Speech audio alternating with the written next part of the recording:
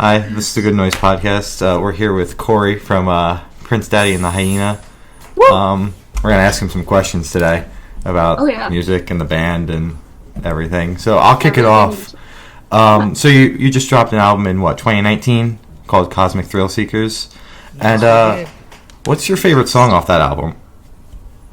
To pick two? Yeah. Go for it. Cosmic Thrill Seeking Forever and Wacky Misadventures, the last track. All right. Taste. Yeah. Graham? Right, so on Cosmic Thrill Seekers, which song probably took the longest to write?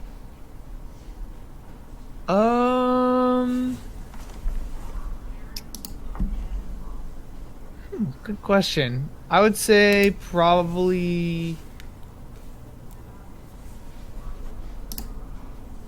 Ursula Merger was the one that was kind of the furthest out of my area of comfort. Mm-hmm. I feel like I definitely that was the experimental one for me. So to get that one where I wanted it definitely took a lot of tweaking. All right. Yeah. That's fair. That's fair. So also Wacky Misadventures is just really long and has a lot of different parts. But I feel like that. Yeah. That one I kind of feel like I wrote over the course of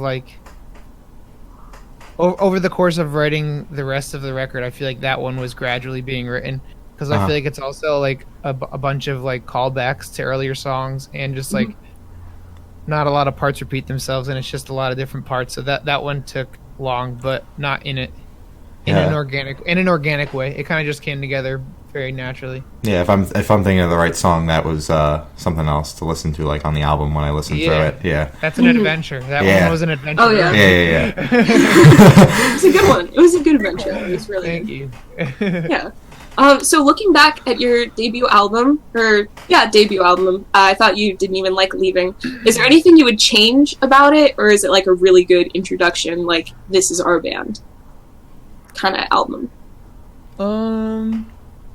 I mean, I would probably change a lot. Honestly, I don't look back on it and think poorly of it, but the more I write songs and the more I'm comfortable experimenting and exploring, the more I am kind of underwhelmed by my ambition on that record. If that makes any sense. Yeah, that makes sense. That makes a lot of sense. Yeah. I think it was a lack of security at the time. Like I was very insecure because I wasn't like my place. Like I didn't really have a position. I didn't really have like a platform at the time. That was my introduction. That was my first band. That was our first record. So it was just like I look back on it as me kind of playing it safe.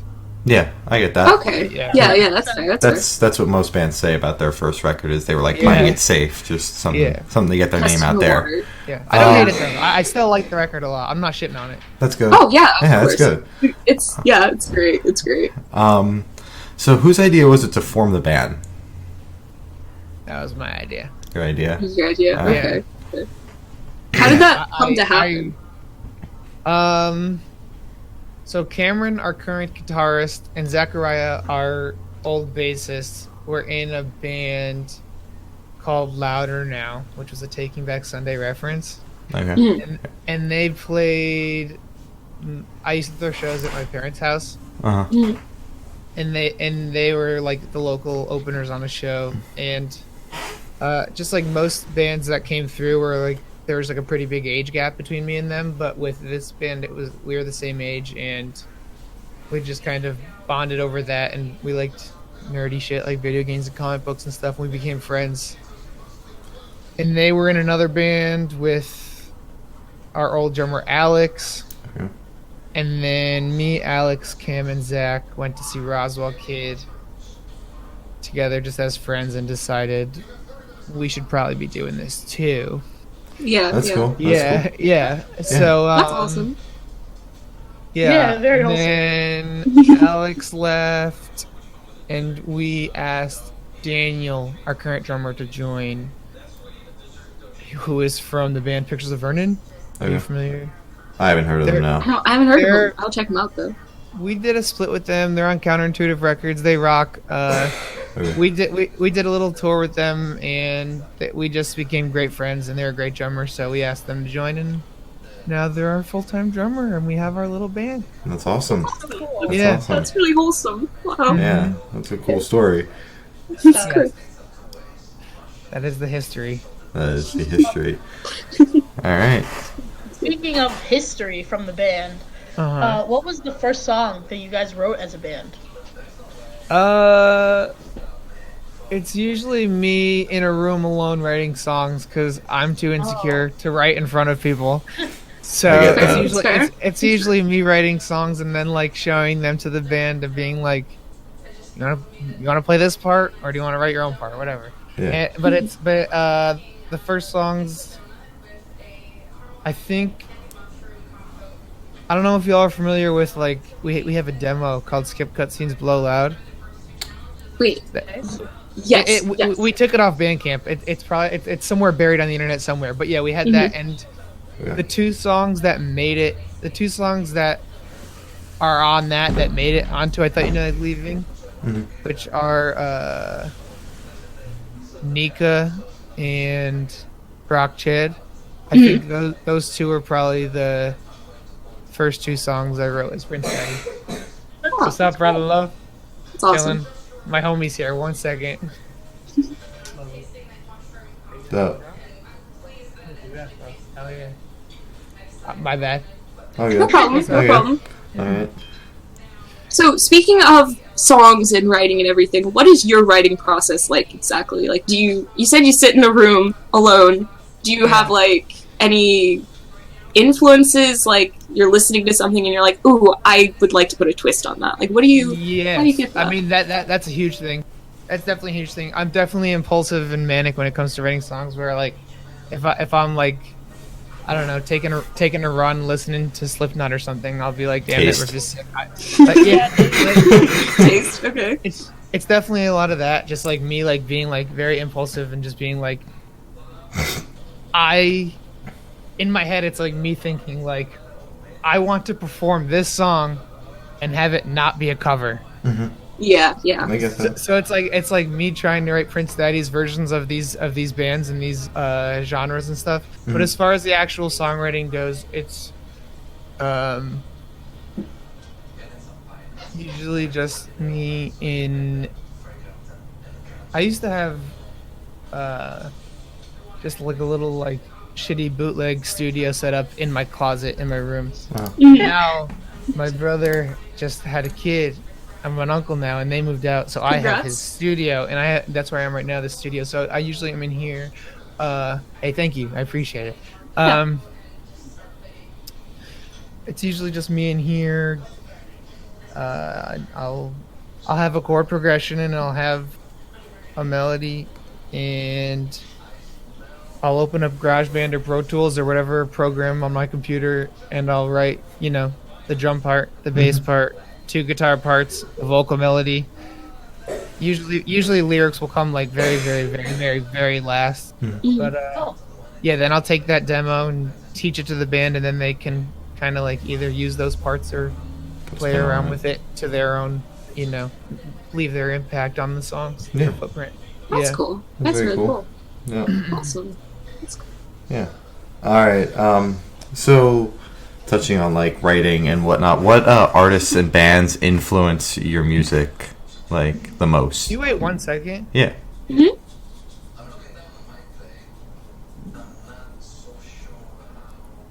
Damn, my nephew's having a field day up there. He's screaming and yelling. Oh God. I think it's positive screaming and yelling though. That's good. Hopefully. That's good. I hope so. I hope so. Good. Oh, they're giving him a bath. Okay, yeah, that makes sense. All right, we're good. No one's getting hurt or anything. Good. What was the question? My influences? Yeah, biggest artists or bands that influence your music. All time or right now? Oh well, right now, all time, whatever. Mm-hmm. There'll be probably two very different answers. All right. So which one do you want? Okay. Want to go with both? Yeah, go with both. All right. Yeah, All right. Yeah. All time, Green Day's number one forever, no matter what. All right. Taste. First record, my dad got me their greatest hits. That was my first CD I ever got. Like that. No matter what, that'll always be number one. Green Day will be. First two Weezer records are very formative for me. I learned a lot of besides power chords and Weezer, Green Day, power chordy stuff like that. I learned a lot of this guitar stuff I know from learning Strokes songs back in the day. Like when I was in high school, middle school, I really loved the Strokes guitar parts, and and that's kind of just how I would express myself musically until I graduated, was just learning Green Day, Weezer, Strokes, Against Me songs and stuff on guitar and showing my dad. Yeah, that's very cool. Right now, I'm gonna stay away from big bands and just say my favorite bands in the circle of music I'm in that inspire me. I feel like Strange Ranger's number one. Strange Ranger, I don't know if y'all ever heard of that band. No. Not, but I'm writing it down. Please do. They are huge for me. They released a record last year that is probably one of my all-time favorites. Oso. I'm assuming you know them if you know us. Do you know I think I've heard their name thrown around. Yeah. I'm pretty sure. My friend Max probably knows them. Yeah. I bet they do. They're they run in the same circle as we do, except honestly probably they're a little bigger than us. Aren't you guys going on tour with them, or is that? Yes, that's how. Yeah. They're close. That's my best friend. The singer of that band is my best friend. His songs are an inspiration to me. Max Seal. Do y'all know Max Seal? No. I don't know. No. They released a record last year that was amazing. Remo Drive released a record last year that was amazing. Yep. Yeah. And Great Grandpa. I don't know. They released a record last year that also was very inspiring to me. Also, I've been getting really into movie soundtracks. Oh yes, cool. definitely. Yeah. Very cool. Definitely. 80s horror movie kind of stuff has been inspiring me. Okay. Awesome. Yeah. You have movie taste too. So for some of those all-time favorite bands you were talking about, Green Day and Weezer. Can I ask, please? Oh yeah, sure, Ryan. Go for it. Okay. Go for it. So, you mentioned, Weezer and Green Day that those are very big inspirations for you. So I was wondering, are you going to the Hella Mega tour? 100%. Probably 5 days, honestly. Do it. Do it, man. Honestly, me and Cameron, our guitarist, are probably going to go to Philly, Boston, New York, DC. We're probably gonna go to as much as possible. I'll be at Philly, so probably not see you around, but if I see, I'll bump into you. I mean, hopefully I'll see you in the spring on our tour, maybe. Who knows? I would love to, but Philly's on a Wednesday, and I'm in Jersey, so got to go to school the next day. I feel you. Yeah. Bro, if you come to Virginia, We will. Someday. It'll happen. Maybe summer. We're gonna do a tour sometime late summer where we hit all the spots we don't hit on this tour. All right. Yes. Okay, Then cool. New Looking forward to Jersey. it. You'll see me around then. Something. Yeah. Yeah, who knows? Yeah, you'll see me around then. Cool. Okay, good. That's awesome. So, Ryan. Yeah, I'm gonna ask another question. Wow. That's crazy. So, let's look into the future for a second. Ooh, Where do that's you crazy. see the band in the next 5 years? If you have, Well, I'm sorry, one more time? where do you see the band in the next 5 years? That's a hard one. Yeah. Where do I hope the band is, or where do I? Yeah. Where do I hope the band will be? Yeah. I mean, obviously, aim for the stars, 100%. But that being said, I'm so incredibly grateful to be where I am at even right now. Mm-hmm. So I don't want to make it seem like the support that y'all and everyone gives us isn't enough, because it is, and I'm totally content and happy and grateful for everything. But I mean, I would like to, the big headline bigger shows, maybe support band like some legacy bands like Green Day or something. That would be like ideal.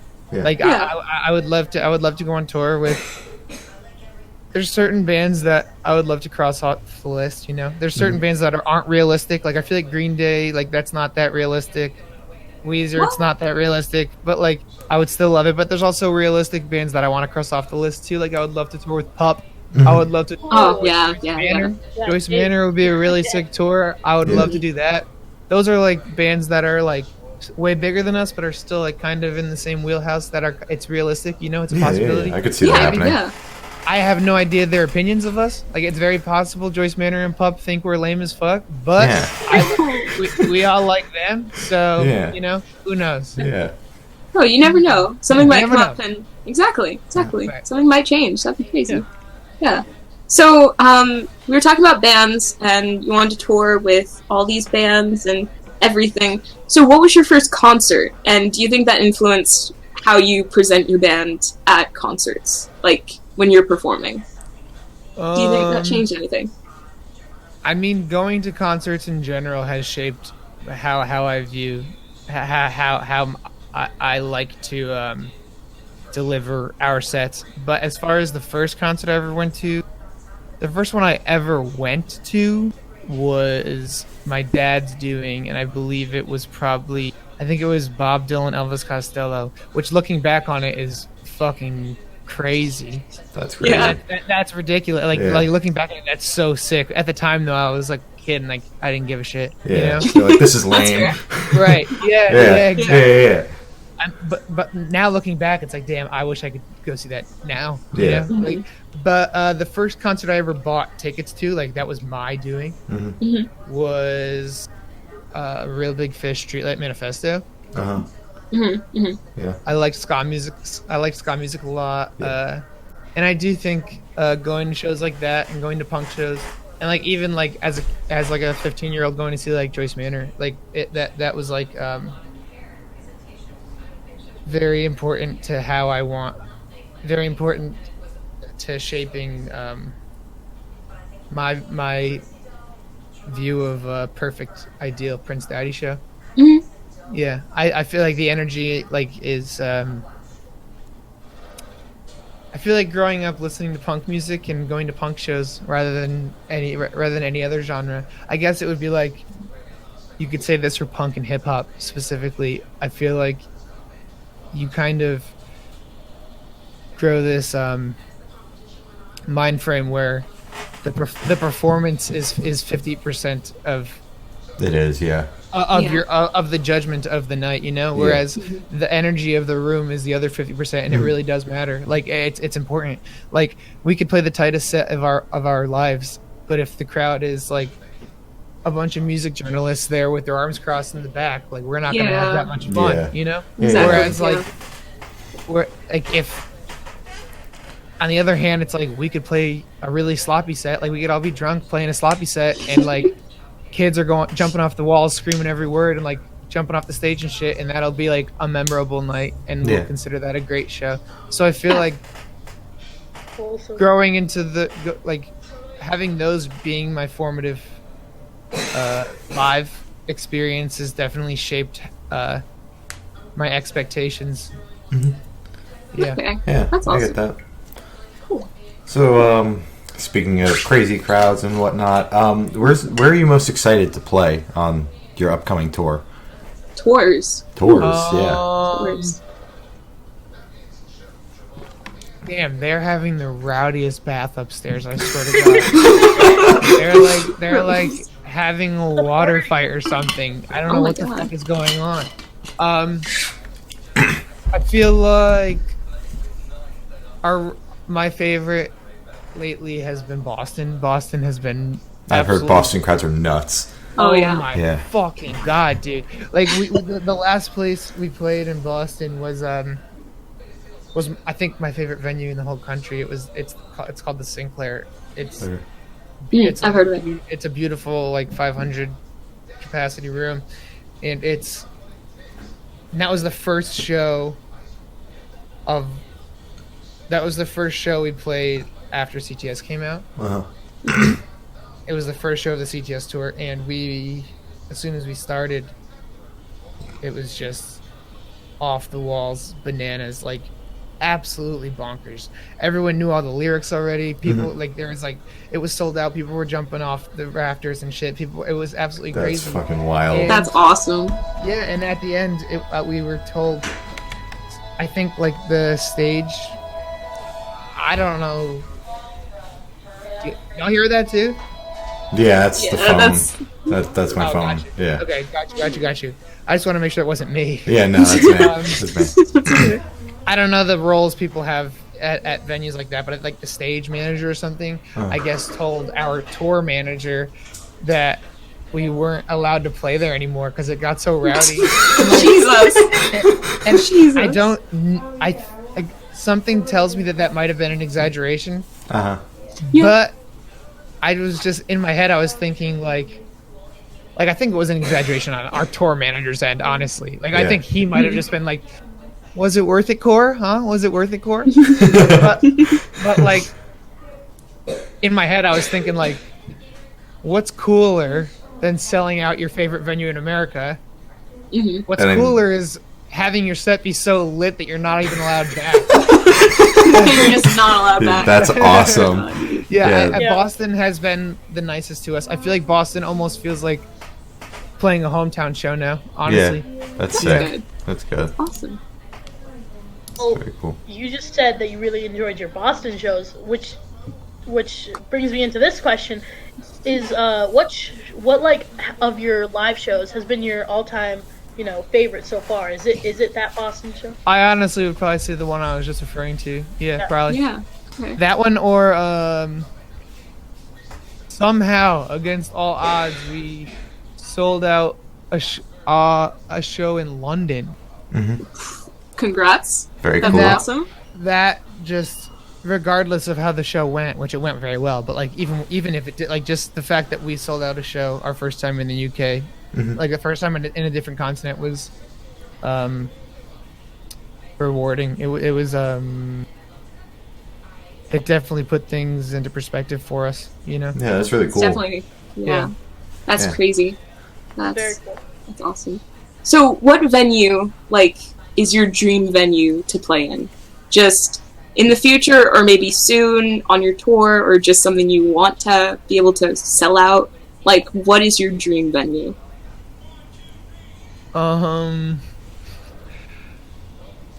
I mean, it was the Sinclair in Boston, honestly. Mm-hmm. Now you're not allowed back. Not your band, but it's okay. That dream is over. Yeah. It's hard to say. Like, obviously, like I want to play bigger venues. Like, the bigger we get, the better, right? Like, obviously. Mm-hmm. Yeah. But at the same time, it's like I don't really. I will, because I want to pursue this as my career, and I want to as many ears to hear it as possible. Mm-hmm. But like, I don't think it's like in my list of goals to play massive venues where there's like barricades and like 10 feet between us and the crowd. I don't think that's really our vibe that much. Even though, like, obviously, if that time comes, we take it immediately because we're challenging ourselves and we're growing. But I think my ideal venue is someplace like the Sinclair where it's like 500 kids come out and can hop on stage with us and grab the mic from me and unplug my pedals and shit, and like it's stuff that can't be scripted. I like that. I think that's really special. Cool. Yeah, that's cool. Yeah. More homey feel. I hope that answers your question. Yeah, it does. 100%. Yeah. Definitely. Like, obviously playing Madison Square Garden, like, that would be. Yeah. That's the one. I'd be shitting my pants, I'd be terrified. Yeah. And it would be something that I'd remember for the rest of my lives, and that like I'd tell my kids about, and that my parents would like keep like a framed copy of the flyer in our kitchen or something, Yeah. That being said, it's like, is that the show where the Prince Daddy energy is going to be like through the roof, unmatched? Yeah. I don't think so. Okay. I get that. Yeah. Yeah, that's fair. That makes a lot of sense. Yeah. So I don't have a segue for this, but do you have any like pre-show rituals? You know, before you go out on stage, is there anything that you guys do in the back? Not really. Honestly, I don't think so. Like, honestly, I'm on my own, just like pacing, nervous as hell. I got stage fright no matter what. Yeah. I got stage fright whether I'm playing to 5 people or whether I'm playing to 1,000 people. I have the worst stage fright until I strike the first chord, and then I'm fine. But like leading up to it, I don't think I'm there enough to have any rituals. I am just pacing, trying to make it, trying to not shit my pants. That's a good ritual. Yeah, that's good. That's good. No, I mean, like, I sometimes as a little joke, like, we'll shotgun a Red Bull or something. Yeah. that sounds fun. Or take a shot. I don't know. Like there's going. Definitely like little things that little things that will like boost our morale. But like there's no actual rituals. Okay. Cool. All right. Very cool. So speaking of like your live shows and all that kind of stuff, what are your top 3 favorite songs to perform?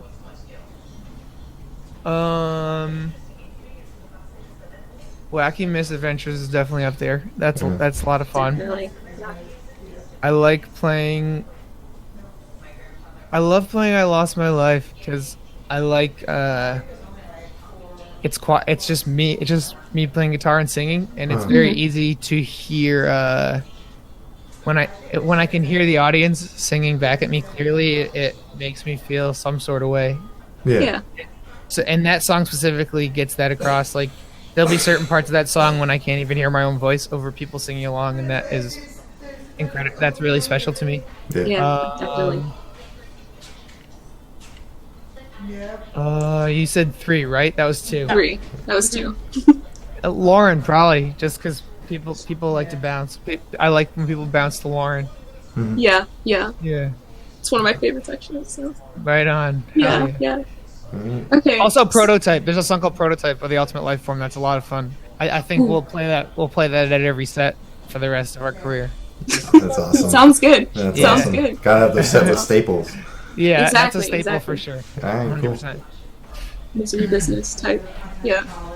So I was watching your new music video for Slip, and there were like so many people stage diving, and I was it was wild. So have you ever jumped off the stage mid-performance, and have you been dropped? Because that's one of my fears of stage diving.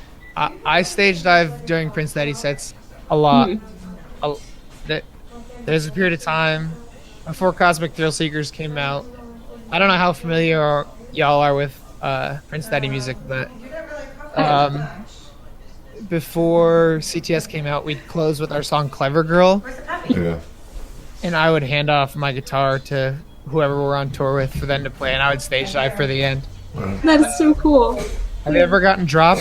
Yes. I have gotten dropped, not during a P Daddy set. Like, I'm stage diving for other bands. Mm-hmm. Yeah. Can you hear me? Yeah. Okay, cool. Yeah. Yeah, yes. I've gotten hurt stage diving, like, at shows I'm attending, not performing at. Okay, that's good. Yeah, that's not that you've been dropped, but good that you haven't fallen during your sets. Yeah, that's why I prefer to stay on the ground when I go to shows. I'm one of those guys that's like stay out of the middle, and I'm not your fun person at shows, but I just go for the music. Involved. Yeah, I like the chaos. It fuels me. Yeah. Yeah, that's fair. So we've got. Wait. Can I really quickly? Yeah. Before we go into like some fun questions, I just want to ask because I'm really interested about where the name for the band came from. Like, what was the mindset behind it? It was this game we used to play in elementary school, where you'd like. Me and our merch guy Lewis went to elementary school together, and there was this game we played at recess. It's so far in the past that I barely remember it. It was just like there was a big tarp. Looked like a circus tent or something. Mm-hmm. There'd be like 10 kids around the perimeter of it, and they'd spin it around. It was almost like musical chairs, actually. And then you'd like get under it, and the last person under it was the prince or something. I forget, something like that. I think I've played that. Yeah, something stupid like that. Yeah, so that's where it came from. Yeah. All right, cool. Cool. That's cool. Thank you. Yeah. So now, as Ryan said, we're gonna get into like the fun questions, not so much about the band. Fun. All right, just like for you. So if you were on death row, what would be your last meal?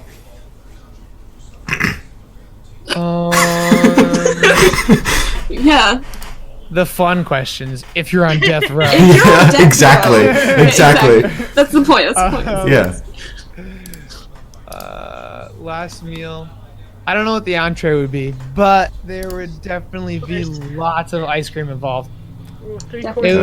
I feel like this is like the most generic answer of all time. But if I didn't say it, I'd be lying. Pizza and ice cream. I'm on a diet. Like I'm kind of like trying to eat healthy right now. Trying to not even just eat healthy, just be healthy right now. Yeah. But even with that, pizza and ice cream are the things I can't say no to, no matter what. Yeah. That's good. That's good. What kind of ice cream? Yeah, that's. I am very open to anything, but like the highlight of my night is cracking open a Ben and Jerry's. All right. Yeah, I don't care what flavor it is. Honestly, when I go to get a Ben and Jerry's from the gas station, the corner store, whatever. Usually, my choice is just the one that I'm least familiar with, like the one that's been the longest since I've had. That's cool. That's cool. I love ice cream. Yeah. All right. Yeah, that's good. Who doesn't like ice cream? Right? If you don't like ice cream, you are a psycho. For real. Sorry to get savage. Sorry to get savage, but you are a psycho if you don't like ice cream. How could you not? Those are the people who should be on death row.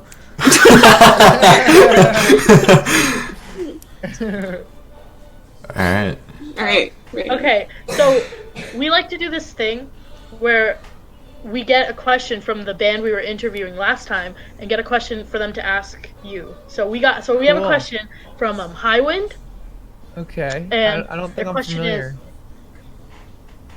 They're like a local New Jersey band. Yeah. Got you. They're very cool. Yeah. So the question is, how into gaming is the band, and what's their favorite video game? I think all of us besides Daniel, our drummer, are very heavily into gaming. Like very involved. My favorite game of all time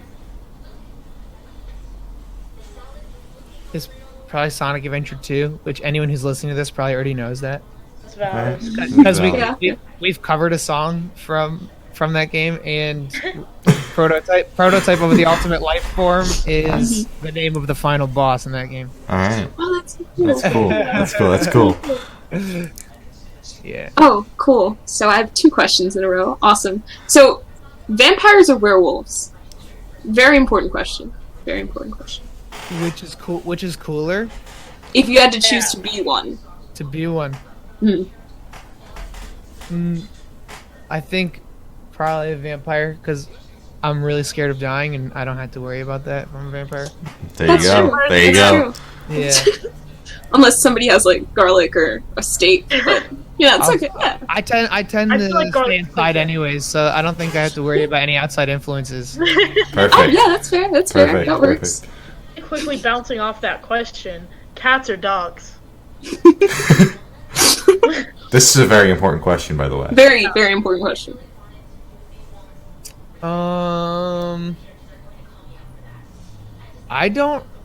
I'd say dogs. I don't have any cats. There was a point in time when my ex-girlfriend lived with me and she had a cat, and I would say I liked that specific cat more than I've ever liked a dog. Uh-huh. However, that was an isolated incident. Yeah. And I've grown up with dogs my whole life. Yeah, okay. So I'd say overall dogs, but I've never had a connection with an animal like I have with that cat. All right. Very That's cool. fair. That's fair. Yeah. I have that too, but yeah, okay. So this is stupid, but you know what K-pop biases are? Do you know that? Do I know K-pop what? Biases. I don't know what it means, but apparently it's like there's a group of people and you have one that's your favorite, right? Okay. So if you had to choose, who's your favorite member of One Direction? I am so unfamiliar with One Direction. Is Harry Styles in One Direction? Yes. I'll say Harry Styles just because my best friend is in love with Harry Styles. Oh my god. So I'll just say that. Yeah. Right. Okay. Your best friend has taste. Good job. Yeah, she has a picture of Harry Styles on her drum kit when she performs. She's in that band Maxie I was talking about. Ah. Yeah. Oh, mm-hmm. Alright. Cool. Oh, that's so cool. That's so cool. Okay. So, we were just talking about vampires and werewolves. So, yes. If you could live in one fictional world for a week, where would you live? That's a really cool question.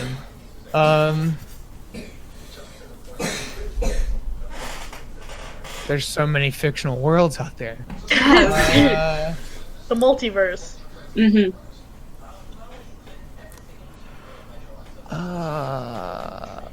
I mean, I feel like my go-to answer would probably be Star Wars, honestly. Yep. It's an expansive universe. I know a lot about it. If I were to be there, I'd know my way around. You know. Yeah. For sure. Star Wars is the safe answer for sure. Okay. Would you be a Jedi or a Sith though? Bro. Like. I got a Jedi braid. Oh, okay.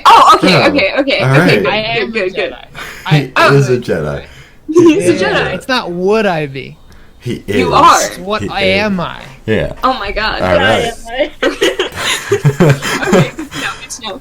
All right, and to wrap this interview up, the most important question we're going to ask you: what's your favorite color? Purple, dark purple, plum. Nice taste. Okay. Nice. Sick. Good. Very good. That's her favorite color. Yes. Awesome. So, Easy answer. well, that's a wrap. So, Hell yeah. Thanks for sitting down with us. Of course, I had a lot of fun. All right. Yay. Yeah. Awesome. Hopefully I'll run into y'all at a show sometime soon or something. Definitely. Yeah. Come to Virginia, please. Yeah, I'll be around. Definitely. Hell yeah. Thanks for having me. Yeah. Thanks for joining us. Yeah. Of course. Me too. Rock and